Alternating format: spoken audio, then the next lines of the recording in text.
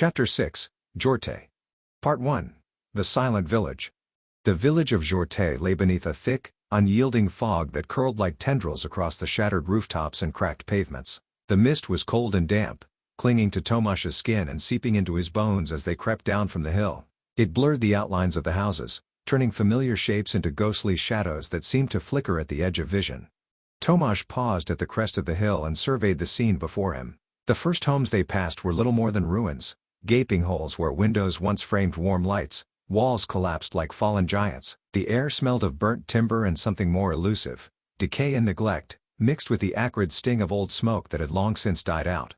A shattered street sign twisted on its post, the faded words barely legible. "Welcome to Jorte." Tomasz's throat tightened. The village was a shell, a hollow echo of the life it once held. Maja shivered and wrapped her arms tighter around herself. "It looks like a war zone," she murmured, voice fragile. "It's worse than that," Jen said grimly, eyes scanning the fog-shrouded streets with practiced vigilance. "It's been abandoned. No signs of life." Amelia bent down, brushing aside a thick mat of tangled weeds and dead leaves. She pointed at a rusted toy car half buried in dirt, left behind in a hurry, maybe, or just forgotten. They pressed on, boots crunching on broken glass, fragments of concrete, and twisted metal. The silence around them was unnerving. No birdsong, no distant dogs barking, no rustling of small animals in the underbrush. Just the sound of their breathing and footsteps echoing strangely through the thick fog. The village's empty windows stared like dark eyes, vacant and unblinking. Tomasz noticed faded curtains fluttering feebly at some panes, like spectral flags in a windless storm. On one porch, a single shoe lay abandoned, crusted with mud. "This quiet, it's like the village is holding its breath," Maja whispered, voice trembling. Tomasz nodded but said nothing. He scanned the streets for any sign of movement. Their rifles were ready, fingers lightly on triggers. The tension was thick enough to choke on. As they moved closer to the center of Jorte, the fog grew denser, swallowing whole houses until only their vague outlines remained. The remains of a small fountain sat cracked and dry in the middle of the town square, its stone edges worn smooth by time and neglect. Near it, a rusted bicycle lay on its side, its chain dangling like a broken promise. Suddenly, Tomasz caught a flicker out of the corner of his eye, a shadow slipping behind the remains of a collapsed barn. He froze, his heart thudded loudly in his chest. "Did you see that?" Maja whispered urgently, clutching his sleeve. Jens raised his rifle and moved toward the shadow, his steps measured and cautious. Amelia followed silently, her eyes narrowed. "Hold up," Tomasz said, motioning for the group to halt. "Could be a trap." The fog seemed to press inward, suffocating and thick. It muffled sound and blurred vision, turning every step into a gamble. For a moment, the village was utterly still, no movement, no sound. Then, faint scraping noises echoed from the direction of the barn ruins, like fingernails scratching on stone. "Someone's here," Tomasz said, voice low and steady despite the adrenaline pumping in his veins. "Or maybe, something else." The group tightened their formation, rifles sweeping in slow arcs, searching for any sign of life. Suddenly, a figure burst from the fog, gaunt, ragged, eyes wild with desperation. He lunged toward them, shouting something unintelligible before Jens's rifle butt met his jaw, sending him crashing to the ground. Tomasz exhaled sharply but didn't lower his weapon. The silence returned, heavier than before. "We're not alone," Amelia said grimly. Tomasz looked around again, every sense on high alert. The village of Jorte waited, its secrets wrapped in fog and shadow, ready to reveal its truth, or swallow them whole. Part 2. Ghosts and Plans. The group moved cautiously through the mist-shrouded streets of Jorte, their footsteps muffled by the thick fog that clung low to the ground. The ruined homes stood like silent sentinels, their blackened windows staring blankly as if mourning a past long gone. Every crack in the walls, every splintered door, whispered stories of fire and flight. Ahead, shadowy figures emerged from the gloom, a small band of villagers, their faces drawn and wary. They wore the dust and weariness of survival, their eyes flicking between the newcomers with suspicion and faint hope. A man stepped forward, tall and lean, his salt and pepper hair tousled, face weathered but resolute. His voice was low, cautious but steady. "We don't get many visitors," he said, glancing around as if expecting ghosts to answer him. "Especially not ones moving like that. Careful, but armed. What brings you here?"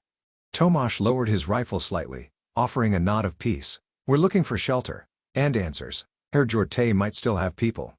The man's eyes softened just a little. "There are some left. Not many. Used to be 250 souls here before it all went to hell. Now, maybe 47. He gestured to the blackened ruins beyond them. The fires came quick. Raiders took what they wanted. Others just vanished. He shook his head. Nobody knows for sure what happened to most. Maja swallowed hard. Where do you go from here? You can't stay. The man gave a bitter smile. No. We can't. Tomorrow, we move. Crossing through the Vale again. Just a sliver of it this time. Then over the Little Belt Bridge to Funen. They say it's safer there. Safer than this ghost town. Tomasz studied the villagers, sensing the fragile thread holding them together. How do you cross the Vale? It's dangerous, isn't it? A woman nearby, younger, stepped forward. Her eyes were sharp and cautious, scanning their group with suspicion. We know the paths, she said, voice steady but tinged with fear. It's a narrow stretch. We move fast, stay low. There's no other way. Maja caught sight of another woman, the one Tomasz had noticed earlier, moving quietly between the houses. She paused briefly, their eyes meeting. There was a flicker of recognition, but the woman turned away without a word, disappearing into the fog. Amelia whispered, "Who is she?" Tomasz shook his head slowly. Someone carrying more than she can say. We'll learn about her when the time is right. The villagers huddled, exchanging whispered plans about timing, routes, and who would carry what. Their supplies were meager, old canned goods, worn blankets, and makeshift weapons. But their resolve burned strong, a testament to the will to survive. One older man, leaning heavily on a cane, met Tomasz's gaze. If you're coming with us, you need to be ready. The Vale isn't just empty land. There's danger out there. Worse than wolves or raiders. Tomasz nodded. We understand. We've faced our share. As the last light of day faded, the group made camp in the shell of an old barn. The fog thickened, wrapping the village in a ghostly embrace. Tomasz sat quietly, eyes tracing the dark outlines of broken windows and splintered doors. In the distance, the faint rustle of movement teased at the edges of hearing, shadows within shadows. And somewhere beyond, the Vale waited. Part 3. Crossing Shadows. The cold seeped through the cracks of the old barn, chilling Tomasz's bones despite the thin blanket wrapped around his shoulders. Outside, the village lay silent except for the occasional distant caw of a crow, like a watchful sentinel marking the night. The villagers moved quietly, their whispered conversations blending with the whispering fog. Maja stood near the entrance, eyes scanning the swirling mist beyond the village limits. We leave at first light, the tall man said firmly, stepping beside Tomasz. The longer we wait, the more dangerous it gets. Tomasz nodded, feeling the weight of responsibility settle heavier on his chest. How long is the stretch through the Vale? Not more than a few kilometers, the man replied. But every step is a gamble. We don't know what still haunts that place. Amelia, sitting near the fire, pulled out a worn map, tracing the route with a calloused finger. There's an old railway line cutting through the Vale. We'll use that. Easier to move quietly and faster. Jens frowned. Railways bring their own risks. They might still be monitored. The woman with the sharp eyes, whose name Tomasz still didn't know, leaned forward. Not all monitoring is active. But the route has eyes everywhere. We just have to avoid their patrols. Maja turned toward Tomasz. Who are the route? Before Tomasz could answer, the woman stood. Resistance, she said simply. They claim to protect the people, but their methods are ruthless. No one in Jorte trusts them. The group fell silent. The fog pressed close, thick as a shroud. Suddenly, a soft rustling came from outside the barn. Everyone froze. A figure emerged from the mist, the woman Tomasz had seen earlier, the one who hadn't spoken. Her face was pale, eyes sharp and guarded. She stopped just inside the doorway. You'll need this, she said, handing Tomasz a small, weathered package. For the crossing. Tomasz took it cautiously. Inside were simple tools, a compass, some ration bars, and a crude map marked with safe paths through the Vale. Why help us? Tomasz asked. She shrugged, eyes darting around nervously. Because some things are worth fighting for. But not tonight. Be ready. With that, she vanished back into the fog. Maja whispered, she's part of something bigger. We need to be careful. Tomasz pocketed the package and nodded. The night stretched long and silent, the Vale waiting just beyond the fog, full of unknown dangers, and the faintest glimmer of hope. Part 4. Into the Mist and Fire. The morning fog clung to the earth like a living thing, thick and cold, swallowing the shapes of trees and ruined houses alike. Tomasz's breath rose in quick clouds as he adjusted the strap of his pack, eyes narrowing into the gray. Around him, the villagers moved silently but with a palpable edge of fear, their quiet footsteps swallowed by the mist. The plan was clear. Travel light, Split into small groups, and avoid detection. No fires, no radios, no careless noise. The Vale beyond had a reputation, and the root resistance warned they weren't the only predators watching. Tomasz found himself in a group of 4. Maja, Jens, Amelia, and himself. Lars, the tall man who'd led the village defense, gave last instructions. Stay close, eyes sharp. If you get separated, meet at the old mill by dusk. The 4 slipped away from the main group, moving toward the railway line that would lead them closer to the Little Belt Bridge. The silence was oppressive, broken only by distant caws of crows and the occasional snap of twigs underfoot. Tomasz's grip on his rifle tightened. Without warning, a sharp crack exploded in the stillness, a rifle shot, close and deadly. Ambush, Tomasz shouted, diving behind a shattered concrete wall. Shapes materialized through the fog, armed men with weathered faces, some masked, their eyes cold and hungry. The slavers. Soldiers. No mercy in their gaze. Scatter! Lars's voice cut through the chaos, but it was almost too late. Maja ducked beside Tomasz, heart pounding. We have to fight. Jens leveled his rifle and fired, the report muffled by the fog. Bullets kicked up dirt and splintered wood around them.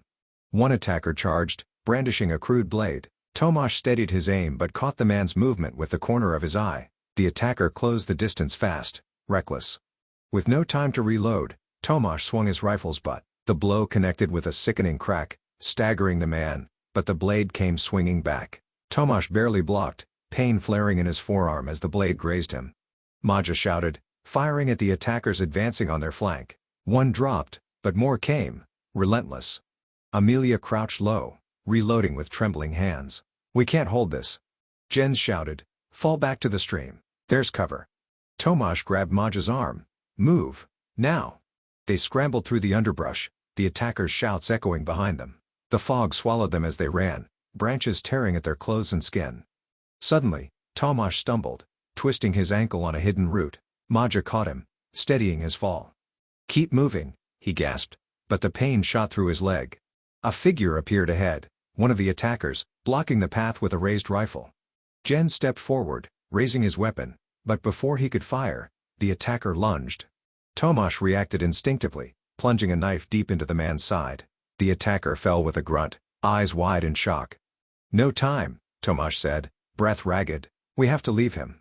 They limped toward the stream, the sounds of pursuit fading but never far behind. When they reached the water, Tomasz leaned heavily against a tree, blood dripping from his arm. Maja tore a strip from her sleeve, binding the wound quickly. We lost the others, she whispered. Jens nodded grimly. This was no accident. They were waiting for us. Amelia shivered. What now? Tomasz stared into the fog, mind racing. The road ahead was darker than ever. They were alone, hunted, and far from safety. But we move forward, he said finally. No turning back. The fog closed around them like a shroud as they prepared to press on, deeper into the Vale, and closer to whatever fate awaited them. Part 5. Toward the edge. They departed before dawn, just as the faintest silver light crept over the rooftops of Jorte. The remaining villagers had already gone, their wagons and carts now distant echoes swallowed by the fog. Tomasz's group moved in silence, the air heavy with moisture, boots muffled against the earth. The fog clung low and thick, hugging the trees and curling around the edges of broken fences and collapsed walls.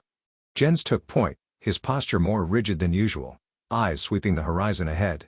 His military background showed in moments like this, methodical, alert, calm. He held his rifle low, but his fingers rested lightly on the grip. I used to drive this way every morning, he muttered after a long stretch of silence, his voice almost swallowed by the mist. Back in 24. Lived just west of here, worked up near Fredericia, took this road for years. Tomasz gave a quiet nod behind him. That'll help us now. Jens didn't answer, just pressed forward. The route took them east, following a service road that ran parallel to what had once been a commuter rail line. Overgrown now, the tracks were barely visible beneath the creeping roots and weeds. Every sound was strange in the fog, amplified, yet directionless. A snapped twig echoed like a gunshot. A bird call, rare and distant, made them all flinch. Maja walked close to Tomasz, her face tense. This doesn't feel right, she said softly. It's not supposed to, he replied. Amelia kept her arms wrapped around herself, glancing back now and then. Feels like we're being followed. We're not, Jen said from the front. Trust me, I'd know. Still, the unease settled into their bones. They saw no signs of the villagers they'd agreed to meet. No tracks, No markings. Just the fog, thickening now with every passing minute. After an hour, they reached a small intersection marked by the ruins of a gas station. Jens halted them with a raised fist, then crouched low. This was the meeting point, he said. They should have been here. The place was silent. A rusted truck lay on its side beside the station, its windshield shattered and cab empty. Old blood had dried on the pavement nearby, days old, maybe weeks. Tomasz knelt and touched the stains, then stood quickly. Maybe they changed course, he said. Or didn't make it, Amelia added grimly.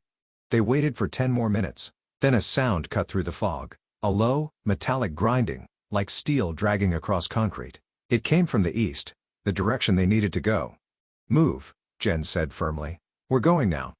They left the gas station behind and slipped deeper into the mist, Jens guiding them along a path few could have followed without knowing the area. He remembered the terrain, the dips and curves, the slope of the land near the ravine just ahead. They didn't talk. Every word felt dangerous. By the time they stopped again to catch their breath, the sound had faded, swallowed by the distance, but it had unnerved them all. Maja looked pale. Amelia kept glancing back. Tomasz tightened the straps of his pack, jaw clenched. The sooner we reach the bridge, Jens said, the better. They pushed on, unaware that something was already moving in the fog behind them. Part 6. Scattered in the mist. The fog thickened as the hours passed, folding around them like a damp, suffocating blanket. The group had splintered after the ambush, their coordinated movement fractured by chaos and fear. Now, Tomasz, Jens, Maja, and Amelia moved slowly, every step deliberate, every shadow a potential threat. They said little. Words were swallowed by the dense air. The remains of Jorte stretched around them in broken outlines, houses with shattered windows, leaning fences, and empty gardens now overtaken by weeds. It was as if the fog wasn't just concealing the town but devouring it. Visibility's down to 8 meters at most, Jens muttered. He led with his rifle raised, his posture rigid, but focused. Stick close, don't drift, and stay quiet. Tomasz nodded, glancing back to ensure Maja and Amelia stayed in line. Maja looked pale but determined. Amelia clutched a short blade in both hands, her eyes scanning the mist like she expected it to attack. Jens suddenly raised a hand. Everyone froze. A shape moved in the fog, just a flicker, perhaps 30 meters ahead.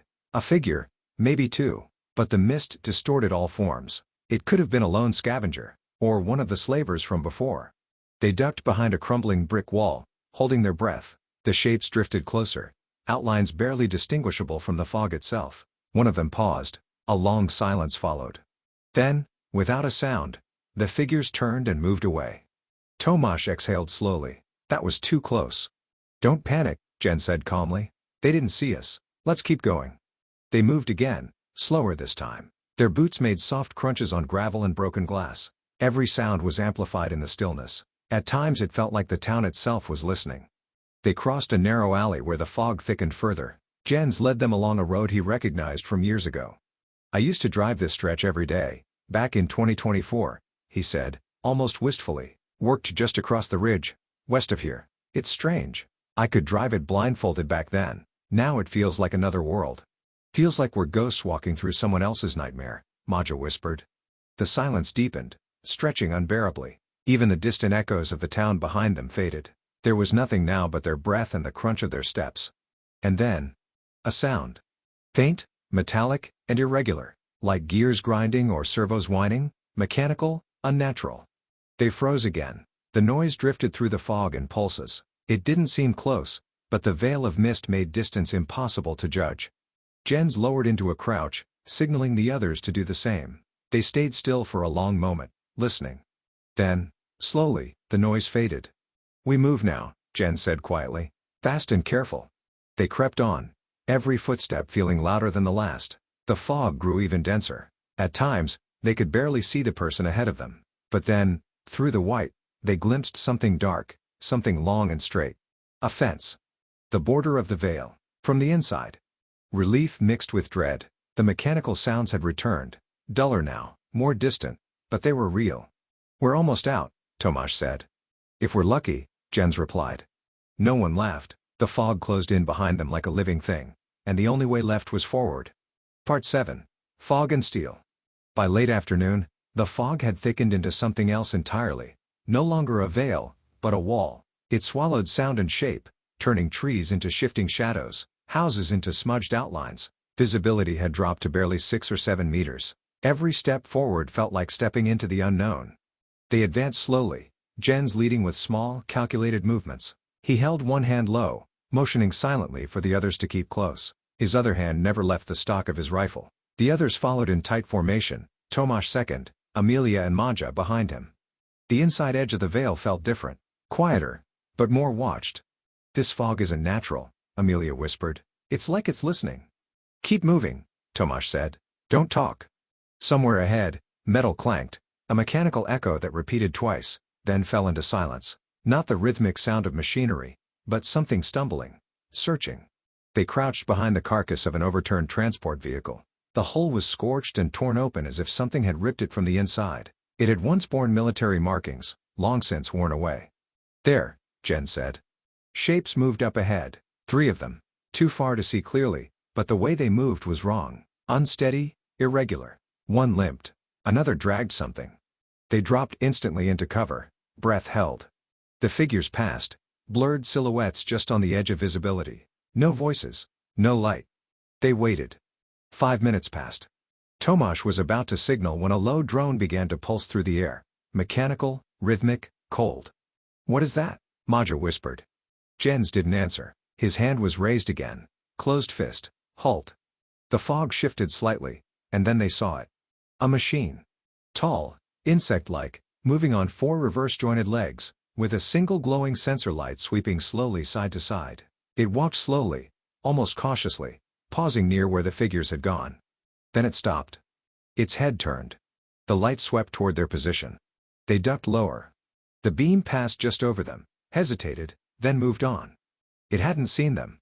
Tomasz's heart pounded in his ears. Maja reached out and gripped his sleeve.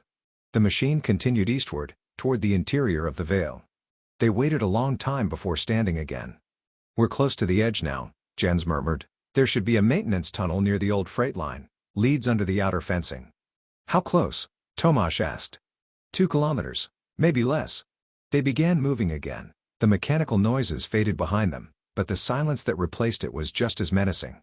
Then, in the fog ahead, a shape loomed, a fence, barely visible, barbed and torn in places, sagging from age and neglect.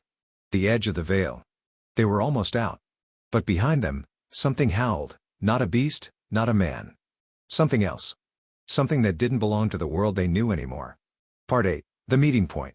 The early morning fog clung heavy over the cracked road as Tomasz and the others arrived at the meeting point, a small clearing near the old forest line, just beyond the edges of Jorte's ruins. The mist blurred everything into ghostly shapes, making every shadow seem alive. They had been wary all night, the oppressive silence weighing on them like a shroud. Jens kept his rifle ready, scanning the haze for movement, his military instincts never resting. From the east, a lone figure emerged through the fog. It was Katrine. She looked smaller than Tomasz remembered, but her eyes burned bright, resolute, like a flame that refused to die. Her clothes were worn, and she carried only a small pack, but there was no mistaking the determined set of her jaw. Tomasz stepped forward, calling softly, "Katrine." She paused, then nodded once before joining the group without a word. There was no need for pleasantries. The dangers they faced were too real, and the time for words too short. Jens lowered his rifle, relieved to see her safe, but his gaze never stopped probing the fog. "We need to move. The bridge won't wait for us." Maja glanced back toward Jorte, the village swallowed in the swirling mist. "Not everyone made it," she whispered. "No," Tomasz said quietly, "but those who stayed behind, they have their reasons. We have to focus on getting across." Katrine finally spoke, her voice steady but low. "The others are hiding out, planning to cross after us. It's too dangerous now. The Veil's patrols are tightening." The group exchanged grim looks. The weight of their journey pressed down heavier with every step. Jens took point, leading them into the fog toward the Little Belt Bridge, their path forward through uncertainty, danger, and the hope of something beyond. Part 9. Crossing Shadows. The fog pressed in thicker now, a cold, heavy blanket muffling sound and swallowing light. Each breath tasted damp and metallic. Visibility was reduced to mere steps ahead. The familiar landscape transformed into a ghostly limbo where shadows moved and vanished with the slightest turn of the head. Jens stayed alert at the front, his military instincts finely tuned. Every sense screamed caution. He scanned every rustle, every flicker of movement, his rifle raised but steady. Behind him, Tomasz felt the weight of the journey settle deeper in his chest. The silence was unnatural. No birds, no insects, no breeze. Just the slow crunch of their boots on the cracked gravel road winding through the vale. Suddenly, the stillness was shattered by a low, metallic clank, a deliberate, measured sound, as if a heavy piece of machinery was shifting just beyond the veil of fog. The faint hum of mechanical parts stirred the cold air, growing steadily louder. Tomasz's pulse quickened. What was that? Jens held up a finger, signaling silence, his eyes narrowing. Ahead, between the skeletal trees, a dark shape moved. It was bulky, angular, not quite human, not quite animal. It glided forward with slow precision, its form outlined in flickering shadows. Down, Jens hissed sharply. They dropped to the damp earth, pressing against the rough bark of an ancient oak. Hearts pounded so loud Tomasz was sure the creature could hear them. The mechanical figure passed, its presence heavy and unsettling, limbs creaking softly as it moved like a hunter surveying its domain. Its eyes, if they could be called that, glowed faintly red through cracked lenses, scanning the mist. Time stretched unbearably. The group waited, frozen in place, until the hum and clank faded into the silence once again. "Move," Jens whispered, voice rough but steady. "We don't have much time." They rose and moved carefully, each step slow, deliberate, as the fog seemed to cling to their clothes and skin like cold ash. The trees thinned, revealing the unmistakable shape of the old perimeter fence, barbed wire glinting faintly in the diffuse light. Jens paused, fingers tracing the edge of the wire through the mist. Beyond it lay the road, their escape, their path forward. Tomasz looked back at the weary faces of his companions. Fear, exhaustion, hope, all mingled in their eyes. "We're not out yet," Jens said quietly, voice firm but kind. "But the worst is behind us." A chill wind stirred, carrying the distant hum of engines and a sharp metallic scent. Tomasz swallowed hard, knowing the bridge was just ahead. Their journey through the vale had been a test, but the real challenge was still to come. With one last look at the fog-shrouded land behind them, they stepped through the fence and onto the road beyond, into uncertain freedom.